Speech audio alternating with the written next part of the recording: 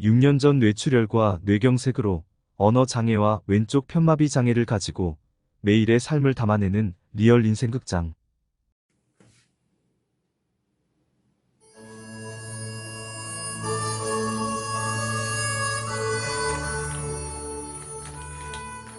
오늘 우리가 함께 나눌 말씀은 창세기 1장 1절입니다. 함께 공독하시겠습니다. 태초에 하나님이 천지를 창조하신다. 우리는 지난주까지 요한계시록을 모두 공부했습니다. 우리 2년 반 동안 요한계시록을 공부하면서 하나님의 백성들이 얼마나 존귀한 분들이며 하나님은 얼마나 영광스러운 분이신가를 배웠고요. 하나님의 백성들은 가시적인 이 역사 속에서 어떤 모습으로 나타나게 되고 비춰지며 그들의 대적들은 어떤 모양으로 공격을 해오는지, 그리고 하나님은 그들을 어떻게 심판하실 것이며 궁극에 가서 하나님은 그분의 백성들을 어떤 모습으로 완성하셔서 어떤 곳에 살게 하실지를 배웠어요. 여러분은 이미 성경의 결론 부분을 전부 공부를 하신 거예요. 우리는 오늘부터 성경의 서론 부분인 창세기를 공부할 것입니다. 저는 서점에 가서 책을 고를 때 우선 지은이를 보고 목차를 봐요. 그리고 서론 부분과 결론 부분을 서서 대충 훑어보고 그리고 책을 선택을 해요. 그 책의 지은이와 그 책의 서론과 결론 부분을 읽으면 그 책의 전체 내용이 짐작이 되기 때문에 그렇습니다. 마찬가지로 성경도 서론과 결론을 잘 공부해 놓으면 그 중간에 있는 본론의 내용의 이해가 아주 수월해요. 쉽습니다. 그러니까 여러분은 이미 결론을 공부했으니까 서론을 한번 잘 공부해 보잔 말이에요. 지은이야 뭐 확실한 분이니까, 그죠? 성령 하나님. 그러면 왜 서론부터 차근차근 공부할 것이지 왜 결론부터 우리는 공부를 했는가? 여러분 혹시 이런 말 아세요? Eschatology precedes soteriology란 말 아십니까? Eschatology precedes soteriology. 종말이 구원을 앞선다라는 뜻이에요. 우리 청년들에게는 몇 년 전에 제가 성경 공부를 하면서 잠시 설명을 해드렸는데, 종말이 구원을 앞선다. 이 말은 프린스턴에서 성경신학을 오래 가르쳤던 제가 아주 좋아하는 신학자인 게알디스 보스가 한 이야기예요. 그 말의 의미를 한번 잘 곱씹어 보세요, 여러분. 무엇이든지 다 아시고 무엇이든지 다 하실 수 있으신 하나님께서 시간과 공간에 제한이 없는 묵시 세계 속에서 어떤 것을 계획하셨다는 것은 이미 이루어진 것이다. 맞습니까? 그죠? 자, 그 전제하에서 성경을 보게 되면 하나님께서 창세전에 시간과 공간의 제한이 없는 묵시 세계 속에서, 창세전이라는 것은 창조전이에요. 창조전이라는 것은 물질이 있기 전이죠. 물질이 있기 전이라는 것은 시간이 없다는 것이죠. 그것을 우리가 묵시 세계 영원이라고 한단 말입니다.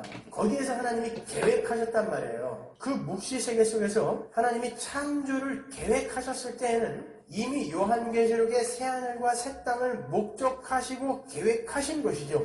어떤 목적을 두고 계획을 하셨을 거 아닙니까? 시작을 하셨을 거 아닙니까? 그죠? 그런 의미에서 종말이 창조나 구원을 앞서는 것이다. 이렇게 이야기를 하는 거예요. 하나님은 계획 없이 일하시는 분이 아니란 말입니다, 여러분. 우리가 성경에서 묵시 부분을 이해할 때 우리는 자꾸 시간을 벗어나서 이해를 하는 버릇을 들여야 되는 거예요, 여러분. 시간이라는 것은 물질이 존재할 때부터 시작이 되는 거예요. 물질이 존재하는 방식이 바로 시간인 거죠. 그러니까 물질이 창조되기 전에는 영원이에요. 그게 묵시인 거예요.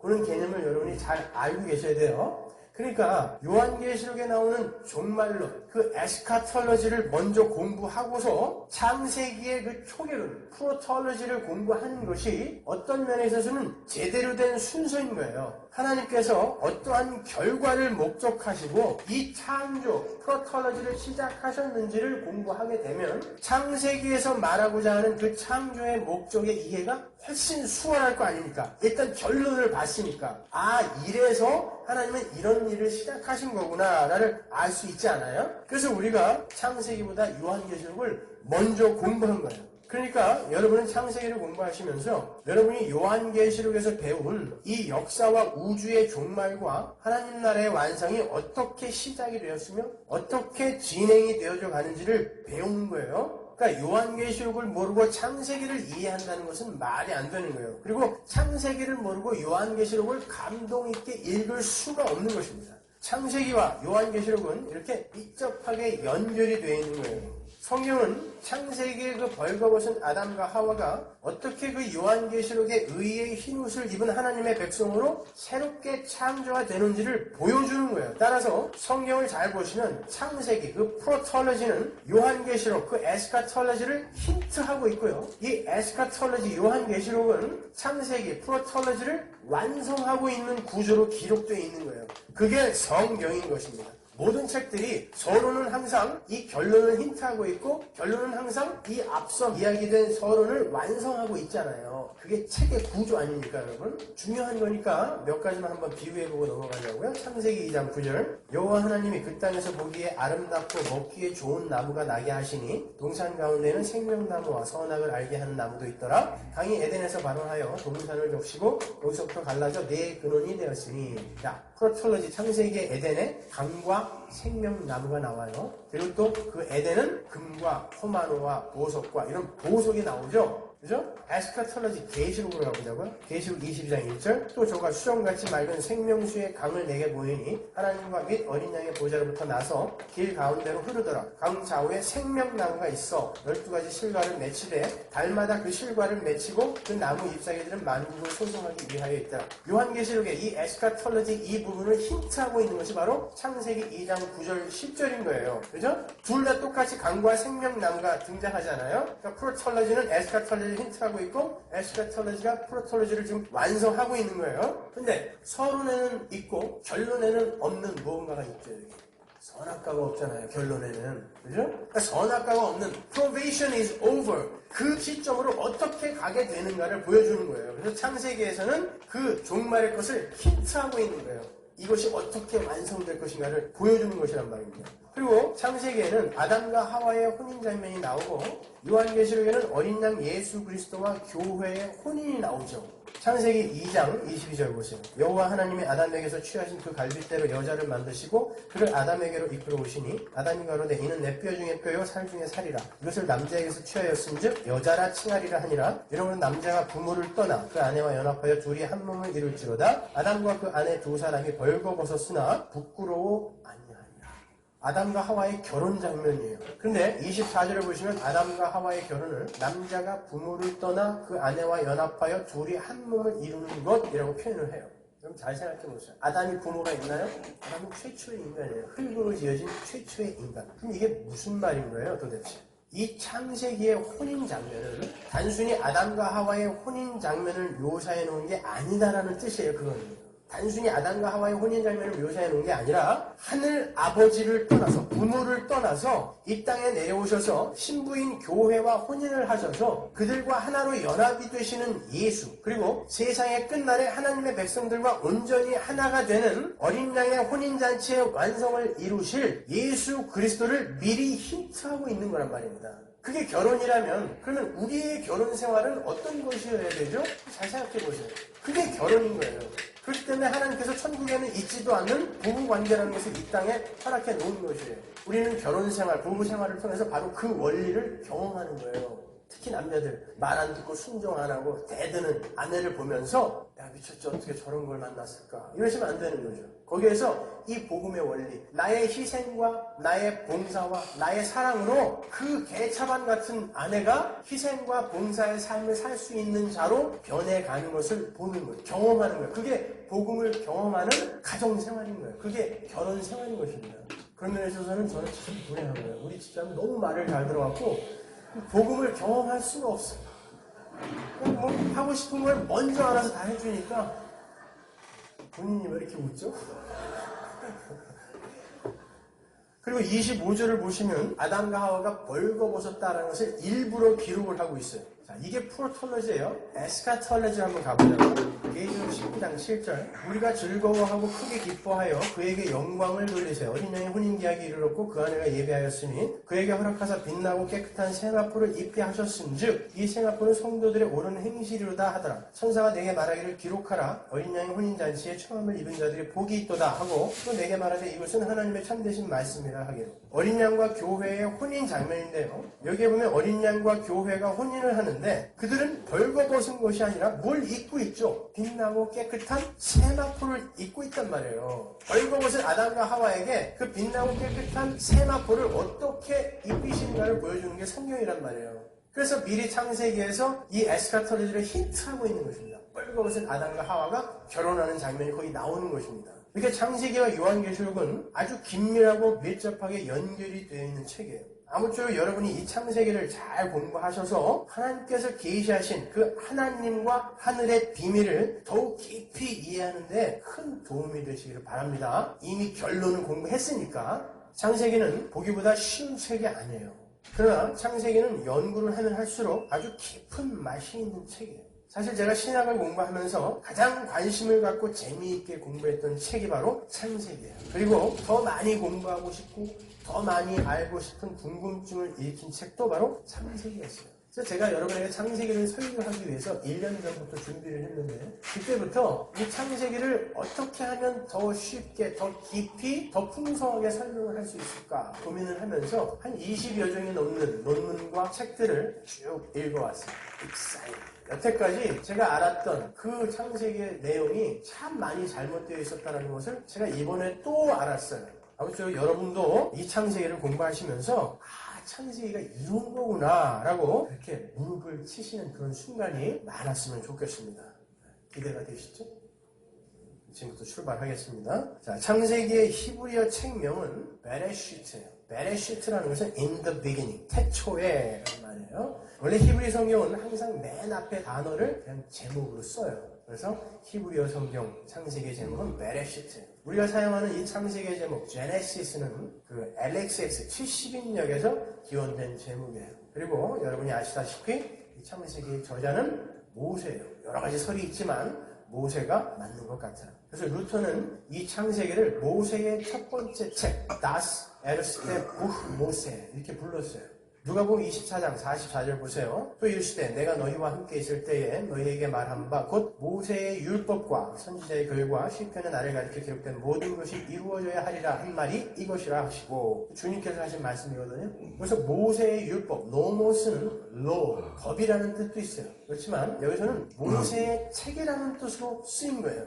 주님은 모세의 책, 즉 모세 오경의 저자를 모세라고 정확하게 지금 밝히고 계신 거예요. 그리고 이 모세 오경의 저작 연도는 창세기의 저작 연도는 모세가 BC 1500년경 사람이니까 그냥 BC 1500년경이다 이렇게 러프하게 알아두시면 돼요.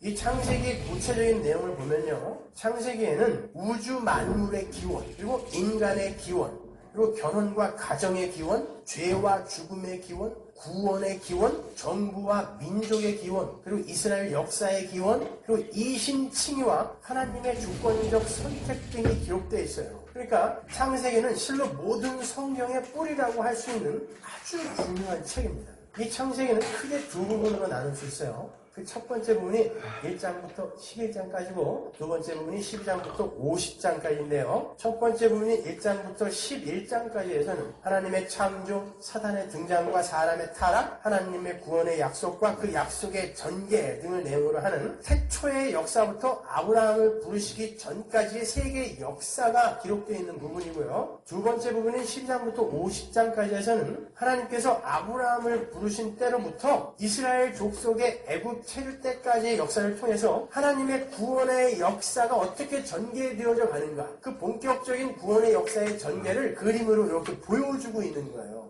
창세기 안에 성경 전체가 다 들어있어요. 창세기에는 이렇게 많은 내용들이 들어있지만 그 중심 사상은 어디까지나 예수 그리스도를 통한 하나님의 구원, 그것이 주제예요. 이게 성경 전체의 주제입니다. 성경 어느 책을 끌어내도 주제는 전부 예수 그리스도를 통한 하나님의 구원, 하나님 나라의 완성이 주제인 거예요. 하나님은 창세기의 내용을 통해서 혼돈과 공허와 흑암뿐인 죄인들을 포함한 이 세상을 어떠한 방법으로, 어떠한 힘으로 당신께서 회복시켜 가실 것인지를 보여주시는 거예요. 그 부분에 대해서는 제가 요한복음 서론 부분에서 자세히 설명해 드렸으니까 넘어가겠습니다. 따라서 여러분은 창세기를 공부하시면서 그 안에 예수 그리스도가 어떻게 풍성하게 계시되어 있는지를 확실하게 보실 수 있으실 거예요. 제가 매 설교 때마다 어떻게 그 안에 예수가 들어있는지를 가르쳐 드릴 것입니다. 그래서 창세기에는 그리스도를 통한 하나님의 백성들의 구원을 설명하기 위한 8명의 구별된 인물들이 등장을 해요. 아담과 하와, 아벨, 에녹, 노아, 아브라함, 이삭, 야곱, 요셉이 그들이에요. 그들이 창세기의 중심 인물들이에요. 그 인물들은 모두 예수 그리스도의 십자가의 필연성을 설명하거나 또 본인들이 직접 예수 그리스도를 예표하는 삶을 산 사람들이에요. 그래서 창세기에서는 그 인물들의 묘사도요, 전기의 방식이 아닌 그들의 삶 중에서 하나님의 약속에 관련된 내용만 기록하고 있어요. 예를 들어서 아담이 몇 살까지 살았죠? 알 필요 없죠. 930살까지 살았어요. 근데 아담의 다른 삶, 다른 일상은 전혀 기록이 되어 있지 않고 구속사 안에서 그가 하나님과의 약속과 관련해서 저지른 사건만이 기록되어 있는 거예요. 아브라함, 이삭, 야곱, 요셉 다 마찬가지인 거예요. 그들의 일생을 전기처럼 기록하면 성경 한 권도 모자라죠. 성경의 인물은 그 하나님의 약속과 구속사 안에서 그 약속과 구속사와 관계된 일만 기록되어 있는 거예요. 따라서 여러분은 창세기에 등장하는 인물을 보실 때도 그 사람의 전기를 궁금해하실 것이 아니라 그 사람들이 하나님의 목적 안에서 어떠한 역할을 했는가를 보시면 되는 거예요. 따라서 창세기 1장과 2장의 창조 기사도요, 단순한 창조의 과정을 설명하고 있는 게 아니에요. 제가 요한복음 서론 부분에서 자세히 설명해 드렸죠. 그게 어떤 건지, 사람이란 무엇이며 그 사람에게 진정으로 필요한 건 무엇인가를 보여주는 게 바로 창조예요. 그러니까 창조 기사 1장, 2장만 잘 공부해도 이 땅에 있는 기독교인들이 지금 뭘 잘못 알고 있는가를 확실히 알 수 있어요. 하나님은 예수 그리스도를 통한 구원과 하나님 나라의 완성, 좀 더 자세히 말하면 인간의 시작과 만물의 시작, 그리고 인간의 타락과 실패, 그리고 그와 동시에 전개되는 하나님의 구원을 친절하고 자세하게 설명해 주시기 위해서 만물의 시작인 태초부터 시작을 하시는 거예요. 우리의 수준으로 내려오셔서 시작부터 내가 설명해 줄게. 그 뒤부터 설명하면 니들 못 알아들으니까 시작부터 설명해 줄게. 그래서 창조 기사가 나오는 것입니다.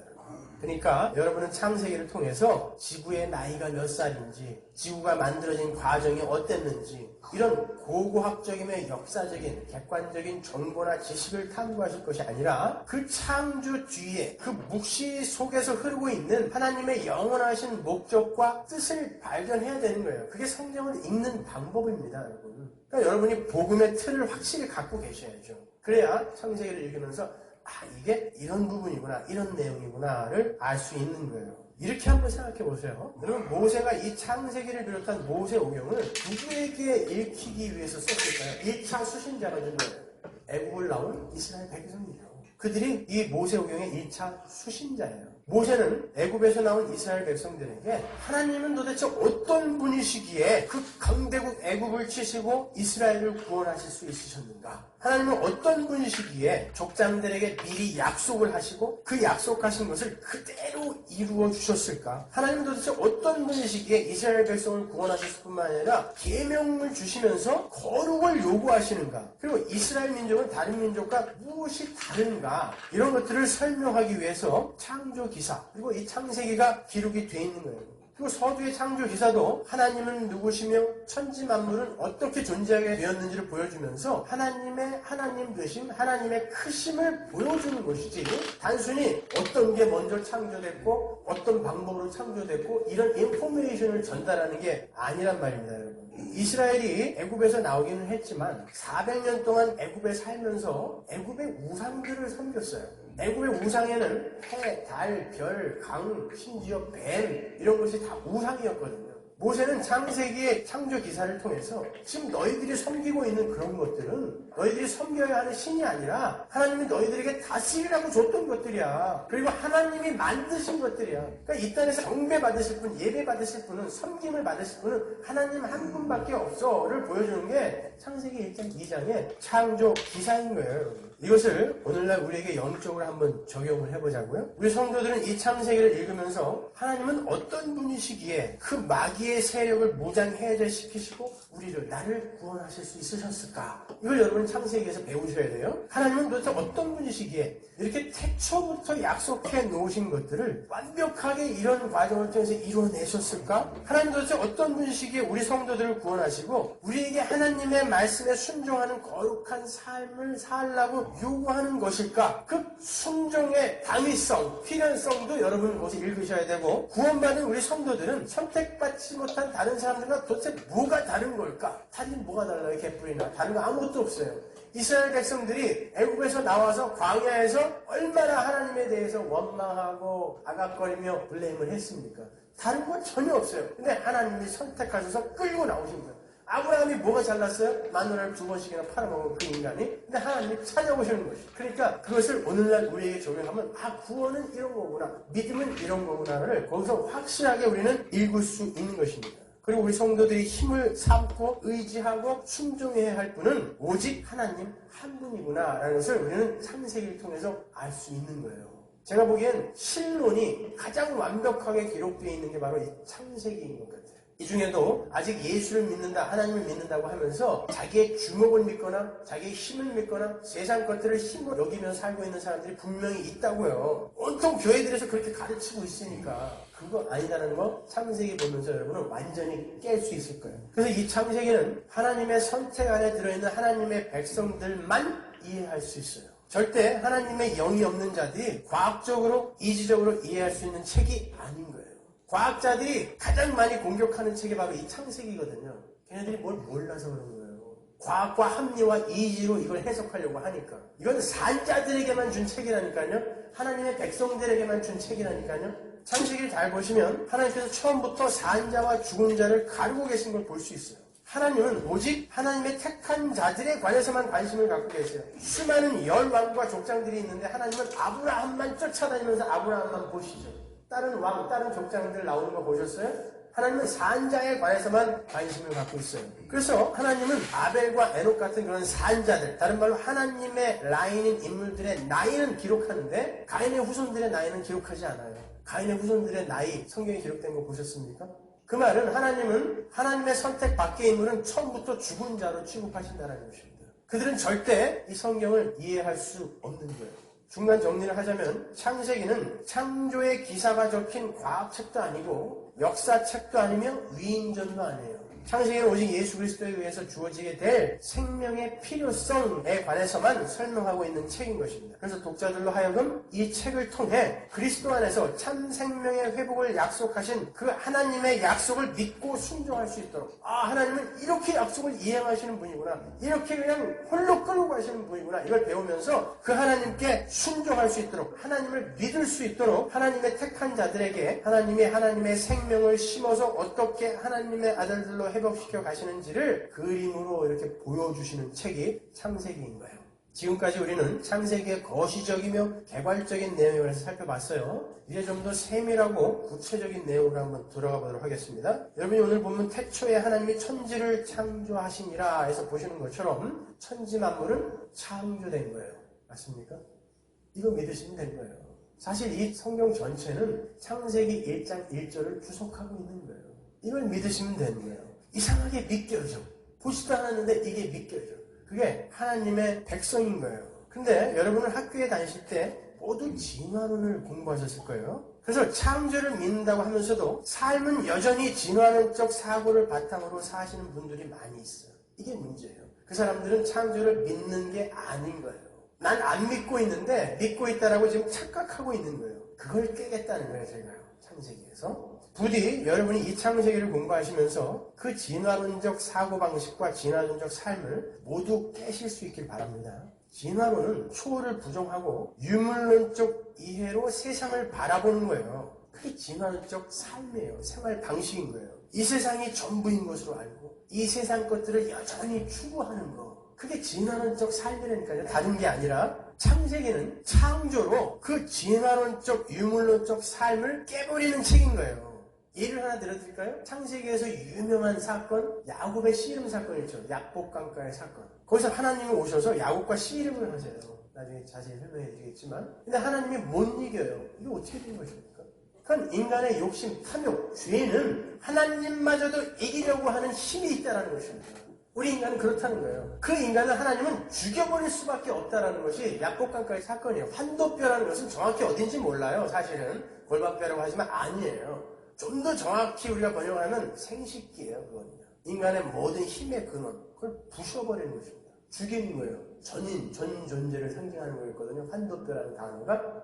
근데 인간은 오늘날도 예배당 안에서도 그 하나님을 이기려고 하는 진화론적 삶, 유물론적 사고방식으로 살아요. 예를 들어드릴까요? 어떤 사람이 자기의 소원을 놓고 100일 기도, 1000일 새벽 기도, 금식 기도 이런 거 한다고요. 그건 뭐예요? 내가 지금 하나님을 어떻게 해서든지 설득해서 내가 1000일 동안 잠을 안 자고 새벽 기도 나와서 내가 일주일 동안 밥을 굶는 한이 있더라도 하나님을 협박해서 내일은 내 소원을 어떻게 해서든지 이루어내고 말 거야. 이게 하나님과 씨름하는 거예요. 아십니까?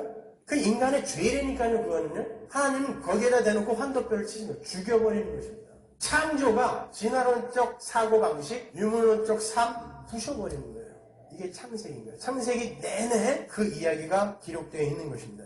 사람들은 진화론이 과학적인 거고 창조론은 신비적인 것으로 이렇게 치부를 해요. 천만의 말씀. 인간은 이성, 즉 합리를 가지고 사실을 판단해요. 그래서 이성적으로 합리적으로 증거 자료를 수집해서 논리적으로 제시를 한 진화론이 맞는 거고 창조론은 왠지 무식한 우격다짐 정도로만 생각하는 사람들이 예배당 안에도 있어요. 또 학교에서 그렇게 배웠고 창조론을 지지하는 자들이 과학적이고 합리적으로 논리적으로 대응을 안 하는 건 우리는 믿음으로 그걸 이해하기 때문에 대응을 안 하는 거지 과학적으로 합리적으로 이성적으로 증명을 못해서 안 하는 거 아니에요. 잘 새겨 들으셔야 돼요. 진화론이라는 것은 1859년에 찰스 다윈이 종의 기원이라는 책을 출판함으로써 유력한 학설로 부각이 됐지만 사실은 인간이 타락한 그 순간부터 인간은 진화론적 사고, 유물론적 사고를 하고 있었다고요. 고대 헬라의 탈레스나 에피쿠로스, 아리스토텔레스 같은 사람들이 이미 자연은 진화에 의해서 완성된다는 원시 진화론을 주장하고 있었어요. 또 근대는 프랜시스 베이컨이나 데카르트, 임마누엘 칸트 같은 사람, 이런 사람들이 진화론을 주장했다고요. 그러다가 진화론을 하나의 학문으로 정립한 사람이 찰스 다윈의 할아버지예요. 에라스무스 다윈. 에라스무스 다윈에서 하나의 학설로 정립이 되었고 라마르크, 용불용설로 유명한 라마르크에 의해서 더 정리가 되고 나중에 찰스 다윈의 종의 기원으로 세상에 뻥 터뜨려버린 거죠. 그러니까 인간이 타락한 이후에 이 진화론적 사고, 유물론적 사고는 계속 있어 왔던 거예요. 19세기 후반에 그냥 논문으로 발표가 되어졌던 것 뿐이죠. 그 진화론에 따르면 인간의 기원은 우연적인 원자 결합의 산물이에요. 기분 나빠요. 무기물질이 우연하게 유기물질이 돼서 그것이 아메바를 거쳐 어류로, 어류가 양서류로, 양서류가 파충류로, 파충류가 포유류로, 포유류가 원숭이로, 원숭이에서 우리 인간이 되었다는 것이죠. 이게 진화론이에요. 기분 안 나쁘십니까?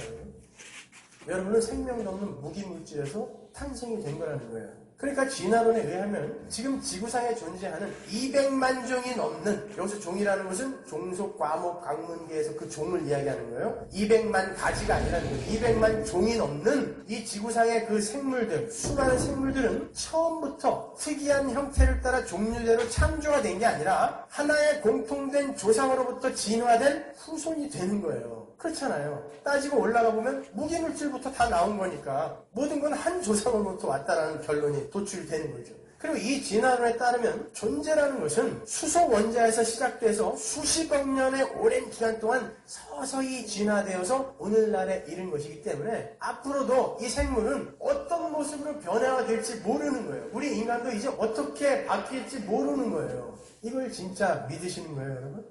그러나 창조론은 각 종의 발생 기원은 하나님의 창조에 의해서 처음부터 독립적이고 완전하며 변이는 그 같은 종 안에서만 일어난다라고 이야기하는 게 창조론인 거예요.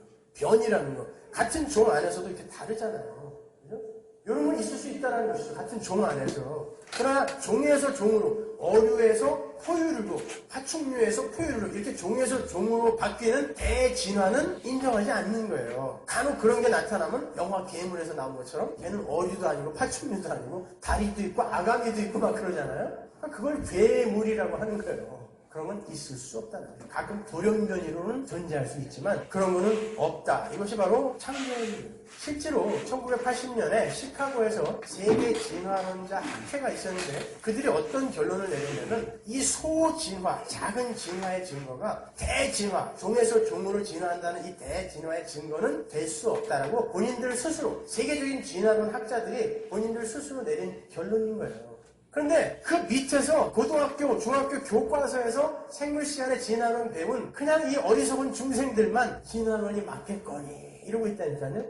예배당 안에서도 제가 지금부터 아주 간단하게 우격다짐이 아닌 현대인들이 좋아하는 이성과 합리와 과학을 근거로 왜 창조론이 맞는지 반박을 해드리겠습니다. 원래 목사는 그런 거 하면 안 되는 거예요. 복음을 사람이 변증할 수 없어요. 사람의 지혜와 지식으로 복음을 변증할 수가 없어요. 근데 이 왼수들이 과학과 합리와 이성을 갖고 너무 이 기독교를 공격하니까. 근데 그 공격을 받고 초신자들이 마구 흔들려 버린단 말이에요. 그래서 제가 부득이하게 과학과 이성과 합리를 이용하여 기독교를 잠깐 변증을 해보겠습니다. 그러나 제가 과학적으로 증명을 해드릴 수는 없어요. 이 진화론이나 창조론이나 과학적으로 증명을 할 수 있는 그러한 학설이 아니에요. 사실 입증을 할 수 있는 학설이 아니에요. 어차피 진화론이라는 것도 하나의 가설이에요. 실험을 거치지 않은 그냥 하나의 가설이지 사실이나 법칙이 아닙니다, 여러분. 교과서에 나왔으니까 이건 법칙으로 인정이 된 건가 보다 이렇게 생각하시면 안 돼요. 진화론은 아직도 가설이에요. 애들이 거짓말하면 야, 썰 풀지 마 그러죠. 거기서 나온 거예요. 설인 거예요. 아직도 진화론은 설이란 말입니다. 찰스 다윈의 그 종의 기원이라는 그 논문도 과학계로부터 사실이요 법칙으로 인정받지 못했어요. 아직까지. 지금은 점점 이제 아니구나로 가고 있다고요. 인간이 어떤 사실을 과학적으로 증명해서 그것을 원칙으로 받아들이고 사실로 인정하는 과학적인 방법에는 6가지 단계가 있어요. 이것을 반드시 통과해야 이건 사실이구나, 이건 법칙이구나 라고 받아들이는 거예요. 뉴턴의 제1법칙, 제2법칙, 만유인의 법칙, 관성의 법칙 이렇게 법칙이 되려면 실험을 거쳐야 된다니까요. 6단계를 거쳐야 이거는 맞구나로 간다고. 그 6단계가 뭐냐면 첫 번째 단계가 자기가 사실로 입증하려고 하는 것을 관찰하는 단계, 관측하는 단계, 현상을 관측하는 단계. 두 번째 단계가 그 관찰하는 현상의 원인을 알아보려는 의문의 단계예요. 다른 말로 왜 이런 일이 일어날까라는 문제 제기의 단계. 의문의 단계예요. 그 세 번째 단계는 그 의문에 관한 추리를 하는 단계예요. 다른 말로 이게 가정의 단계인 거예요.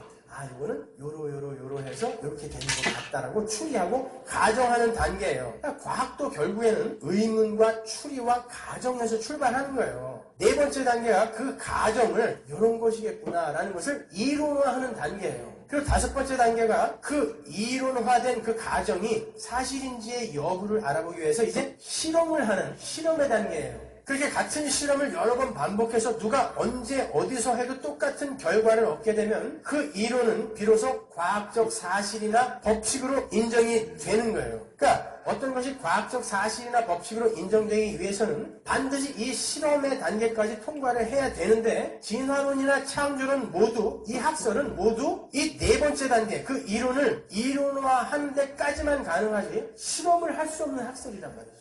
진화론을 실험하기 위해서는 누군가가 수백만 년에서 수십억 년을 살아있어야 돼요. 왜? 진화는 수백만 년에서 수십억 년에 걸쳐 일어나는 것이기 때문에 그걸 실험하기 위해서는 누군가가 살아있어야 되는데 그게 안 되잖아요. 그죠? 그러니까 실험이 안 돼요. 그러니까 과학적 입증이 안 된단 말이에요. 창조론도 마찬가지예요. 관측을 하고 실험을 해야 되는데 그 창조를 관측할 사람이 없어요. 그죠?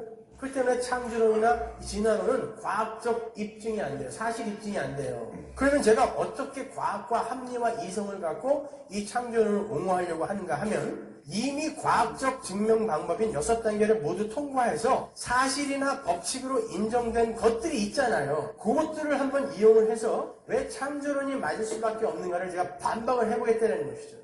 먼저 과학적으로 증명이 된 그 생명의 발생설을 근거로 진화론과 창조론을 한번 비교해보자고요. 과학자들이 진화론에 힘입어서 생명이 자연적으로 생길 수 있다는 그런 가정하에 지금까지 무수한 실험을 해왔어요. 그러나 어떤 사람도 성공한 사람이 없어요. 어떤 실험도 무생물에서 생물이 생겼다는 보고를 하지 못했다고요. 오히려 이태리의 레디나 프랑스의 파스텔 같은 학자, 우유로 유명한 사람이죠. 파스텔 우유. 그 파스텔 같은 생물학자에 의해서 생명체는 반드시 그 생물의 모체에서만 생겨난다는 사실이 실험으로 입증이 됐어요. 이건 과학적으로 입증이 된 거예요. 그래서 현대 과학은 실험에 의해서 생물의 자연 발생설이 틀렸다는 것을 입증을 해낸 것입니다. 그리고 생명은 생명에 의해서만 생겨난다는 생명 발생설을 과학적 상식으로 인정한 거예요. 이게 정설이다, 이게 정답이다라고 인정을 했단 말이에요. 그러니까 현대 과학은 자체 내에서 모순을 갖고 있는 거예요. 전통적으로 진화론을 지지하면서 생명의 발생설, 생명의 기원설은 자연 발생설이 아닌 창조론을 뒷받침하는 생명 발생설을 지지하고 있는 거예요. 정설로 인정하고 있는 거예요.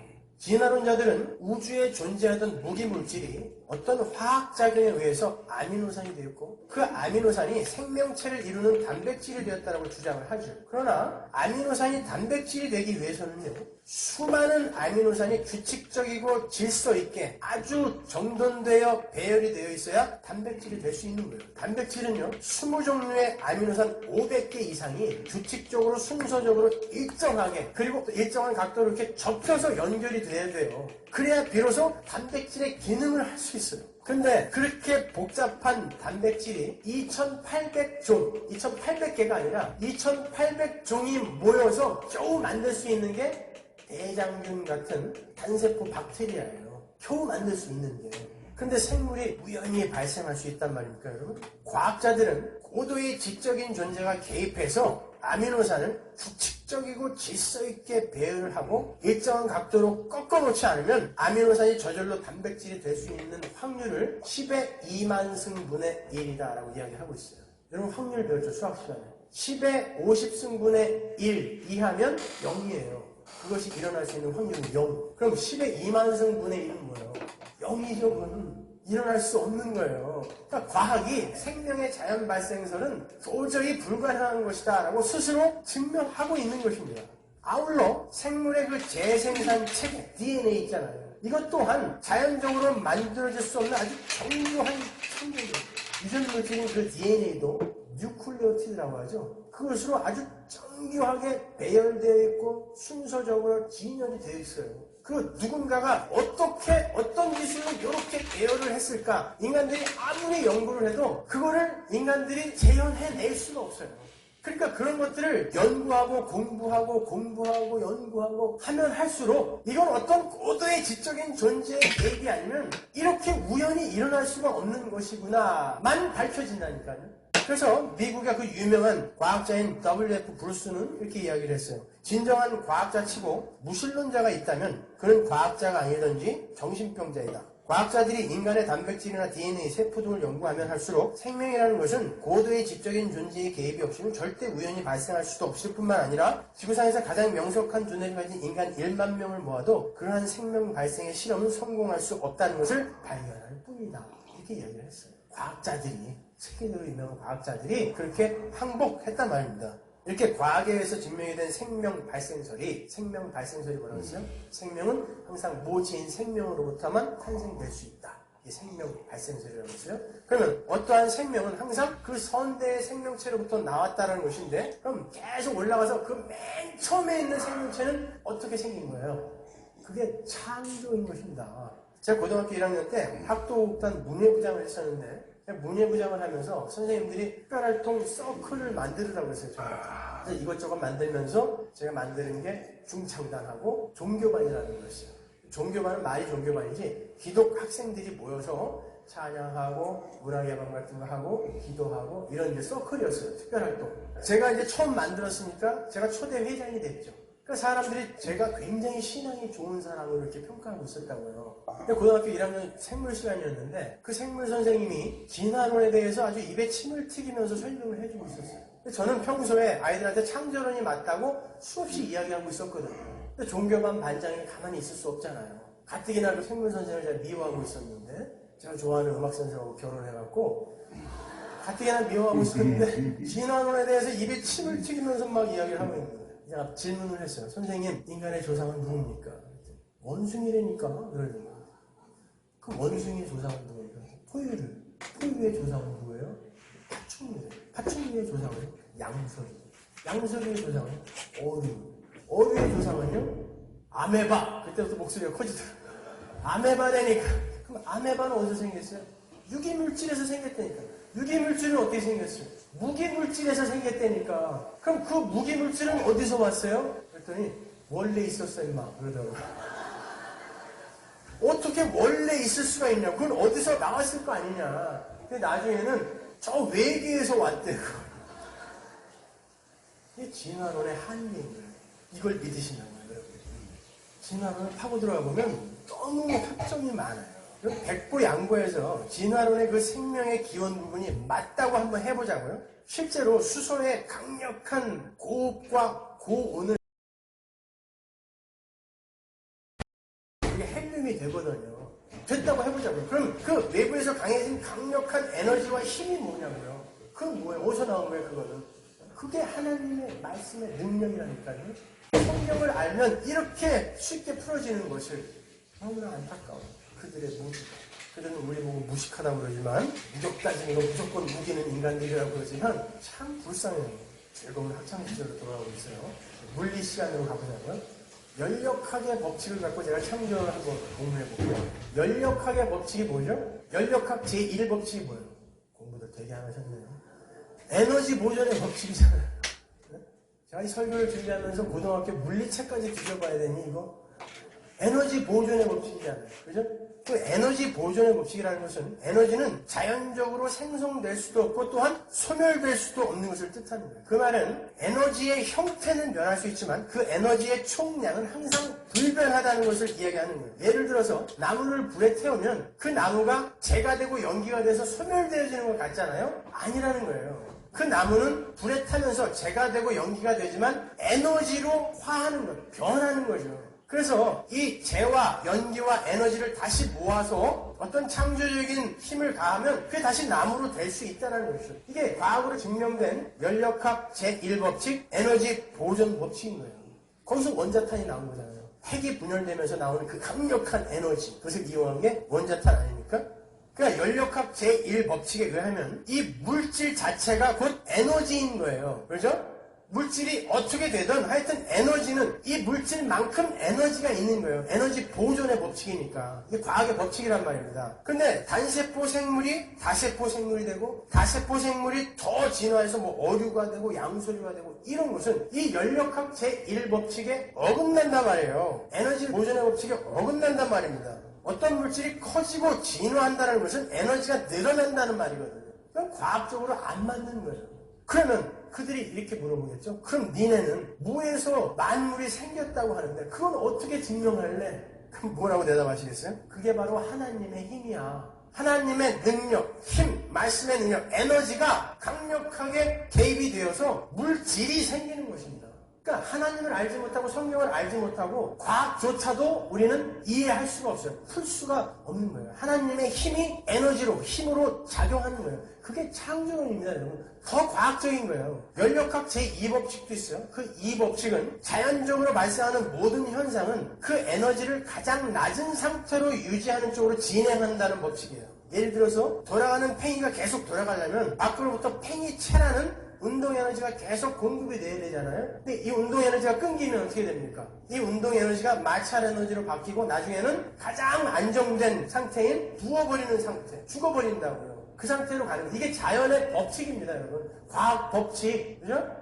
그리고 어떤 물질을 구성하고 있는 그 입자의 배열도 마찬가지예요. 연력학 제2법칙에 그대로 적용이 된다고. 물질을 구성하고 있는 입자는요, 시간이 흐름에 따라서 점점 무질서한 쪽으로 진행이 되는 거예요. 예를 들어서 물에 잉크 한 방울을 똑 떨어뜨리면 처음엔 잉크하고 물이 안 섞이죠. 질서 있다고요. 그러다가 시간이 지나면서 이게 무질서 쪽으로 확 퍼지죠. 동물이나 식물도 마찬가지죠. 동물이나 식물은 원자들이 모여서 특별한 구조를 갖는 물질이 된 건데 그렇게 질서도가 높은 상태에서 세월이 흘러서 나이가 들게 되어서 늙거나 혹은 죽어서 부패하게 되면 그 동물이나 식물은 원자 또는 분자 단위로 분해가 되어서 주위에 흩어져 버리죠. 이렇게 무질서한 상태로 흩어지는 거예요. 그게 자연의 법칙이라니까요. 그것을 성경은 썩어짐의 종노릇을 하는 만물이라고 표현을 하는 것입니다. 인간이 타락한 이후에 그렇게 이 만물은 썩어짐의 종노릇을 하게 돼 있어요. 무질서 쪽으로 향하게 됐다니까요. 그게 자연의 법칙인 거예요. 그럼 무서운 거예요. 성경은 진짜 맞구나. 우리는 과학을 통해서 그걸 알 수 있는 것입니다, 여러분. 자, 그런데 이렇게 열역학 제2법칙에 따르면 물질이란 자연적으로 그냥 놔두면, 어떤 힘을 가하지 않고 놔두면 스스로 질서 있게 정렬을 하거나 스스로 에너지를 발생시킬 수 있는 것이 아니라 오히려 에너지를 가장 낮은 상태로 유지하는 쪽으로 진행하게 되고 무질서한 상태로 변하게 된다는 것이 과학의 법칙인데, 실험까지 해갖고 입증이 된 과학의 법칙인데, 진화론이 말하는 건 뭐예요? 간단한 것들이 점점 복잡하고 질서 있는 것으로 바뀌어서 진화를 한다는 것이 진화론 아닙니까? 그것이 연력학 제2법칙에 명백하게 위배되는 거죠. 그러니까 진화론은 과학적으로 너무나 많은 허점을 갖고 있는 가설인 거예요. 물론 창조론도 과학적으로 증명을 하자면 설명이 안 되는 부분이 너무 많아요. 그러나 우리에게는, 진화론자들에게는 없는 믿음이라는 것이 있단 말입니다, 여러분. 그래서 그런 불합리한 점들이나 설명이 안 되는 부분들이 그냥 믿어지는 걸 어떻게 해? 그들은 우리 보고 우긴다고 하는데 우리는 믿어지는 걸 어떻게 해요? 그게 믿음이 있는 자, 산 자, 생명이 있는 자인 것입니다. 그게 기적인 거예요. 그럼 만물은 창조된 거예요. 여러분 생각해 보세요. 작은 시계 하나가 조립되어서 완성이 될 때도 시계 조립공이라는 그 외부의 힘, 에너지가 부품을 가지고 순서에 따라 이렇게 질서 있게 조립을 하는 일을 해야, 에너지를 공급하는 일을 해야 시계라는 것이 탄생이 되는 거예요. 제품이, 설사 시계의 부품들이 자생적으로 우발적으로 이렇게 생겨났다, 자연적으로 생겨났다 하더라도 누군가 지적인 존재가 그것을 질서 있게 순서에 따라 조립을 하는 그 일, 다른 말로 밖으로부터 에너지를 부어 넣지 않으면 시계는 저절로 시계가 될 수 없단 말입니다. 이게 과학의 원리인 거예요. 일도 그냥 아무런 일이나 하면 안 돼요. 저한테 시계 조립하라고 그러면 전 못해요. 우리 아들에게 조립하라고 그러면 통에다 놓고 힘들겠죠. 일은 하는데 어떤 지적인 존재가 설계에 의해서, 계획에 의해서 정교하게 일을 하지 않으면 제품이라는 것은 탄생이 될 수 없단 말입니다. 그런데 하물며 생명이 우발적으로 이렇게 탄생이 되어서 어류가 양서류가 되고, 양서류가 파충류가 되고, 파충류가 포유류가 되고, 포유류가 원숭이가 되고, 원숭이가 인간으로 이렇게 되어지는 일들이 우연히 발생되어진다는 것은 과학적으로 안 맞는단 말입니다, 여러분. 근데 그럼에도 불구하고 여전히 진화론을 지지하실 거예요. 아니, 진화론적, 유물론적 삶을 사실 것입니까? 진화론 자체도 모순을 갖고 있어요. 진화론의 세 기둥이 뭐예요? 적자생존, 용불용설, 우성유전의 법칙 아닙니까? 그죠? 기린은 높은 데 있는 먹이를 잘 먹기 위해 자꾸 목을 늘리는 바람에 길어졌다. 낙타는 사막에서 갈증에 잘 적응하기 위해서 등에 혹이 생겨서 거기다가 지방을 저장하게 돼요. 진화론자들이 주장하는 거죠. 그러면 그러한 용불용설, 우성유전의 법칙 같은 것은 모든 생물에게 공통적으로 적용이 돼야 되죠. 그죠? 모든 생물은 편리한 쪽으로 진화가 돼야 된단 말이에요. 그럼 꿀벌을 해보고요. 꿀벌의 침은 낚싯바늘처럼 갈고리처럼 되어 있어갖고 그 전체 하복부를 걸고 있어요. 그래서 꿀벌이 누구를 확 쏘고 그 침을 빼면 꿀벌의 배 전체가 터져나가게 되어 있습니다. 꿀벌은 살기 불편한 쪽으로 지금 진화되어 있는 거죠. 왜 모든 생물에게 이게 적용이 안 됩니까, 여러분? 애초부터 하나님의 비리는 모가지 길게, 낙타는 등이 볼록하게, 꿀벌의 침은 그렇게 독립적으로 완전하게 그냥 처음부터 창조해 놓으신 거예요. 그걸 인간들이 자꾸 자기의 머리를 써서 소설을 쓰고 있는 것입니다. 누가 하는 거예요? 세상 권세 잡은 자들이 하는 거예요. 왜 굳이 그런 걸 하는가? 예, 그런 진화론 같은 유물론 같은 사상에 푹 젖으면 삶이 그렇게 바뀌거든요. 창조는 무슨 개뿔이나 창조냐? 하나님은 무슨 그런 힘이 있어? 다 인간이 잘나서 이렇게 변해가는 거야. 생물이, 만물이 잘나서 변해가는 거야. 그리고 가는 거야. 그러니까 이 세상에 눈 두고 살자. 여기서 행복하게 살자. 이렇게 되는 것입니다. 그러니까 여러분은 최초에 하나님이 천지를 창조하셨다. 이거 놓치시면 안 돼요. 정말 생물이 수백만 년, 수십억 년 동안 진화되어져 왔다면 지금 어류가 있고 파충류가 있고 사람이 있잖아요. 원숭이가 있고. 그럼 그 중간 단계쯤에 있는 어떤 생물이 있어야 될 거 아닙니까? 왜 없어요, 그거는? 그런 화석도 없잖아요. 그죠? 아니, 자바 원인 네안데르탈인 있지 않습니까? 그는 원숭이 아니면 원숭이같이 생긴 사람이라니까요. 여기도 원숭이같이 생긴 사람 있잖아요, 몇 명. 그런 거지. 무슨 진화 과정에 있는 사람 아니라니까요. 시험 받아서 또 나가려면. 아셨죠? 그럼 그런데도 진화론이 맞다, 과학적이다 이렇게 이야기하실 수 있으시겠어요? 여러분 지금 정말 하나님이 이 세상을 창조하셨다는 것을 믿고 계세요? 그렇다면 무에서 말씀으로 만물을 창조해내신 칼 바르트가 얘기한 것처럼 무슨 무적인 것에서 창조가 된 게 아니라 그냥 완전한 무에서 창조를 이루어내신 그 하나님이 도저히 불가능할 것 같은, 도저히 변할 것 같지 않은 우리 속에서 시작한 그 새 창조가 완전히 완성이 되겠습니까? 안 되겠습니까? 되죠. 그래서 우리는 안심하는 거예요. 여전히 이렇게 박터지게 싸우고 시기하고 질투하고 하면서도 하나님, 그럼에도 불구하고 하나님은 나를 이렇게 끌고 가시면서 완성시키실 것이군요라고 그 하나님 앞에 울며 감사의 기도를 하는 거예요. 그게 성도의 안전이며 그걸 perseverance of the saints, 견인이라고 하는 것입니다. 근데 당신은 왜 맨날 이렇게 소리를 지르냐? 저라도 소리 안 지르면 여러분이 너무 개판으로 사실까봐 저는 계속 경고를 하는 거고. 아셨죠? 여러분 그 창조를 믿으시죠? 태초에 하나님이 천지를 창조하셨습니다. 우린 그 하나님을 믿고 있는 거예요. 그 전지전능한 그 하나님을 믿고 있는 거예요. 그러니까 기죽지 말고 겁먹지 말고 당당하게 사세요. 마지막 결론으로 히브리서 11장 3절을 읽고 마치도록 하겠습니다. 믿음으로 모든 세계가 하나님의 말씀으로 지어진 줄을 우리가 아나니 보이는 것은 나타난 것으로 말미암아 된 것이 아니니라. 기도하겠습니다.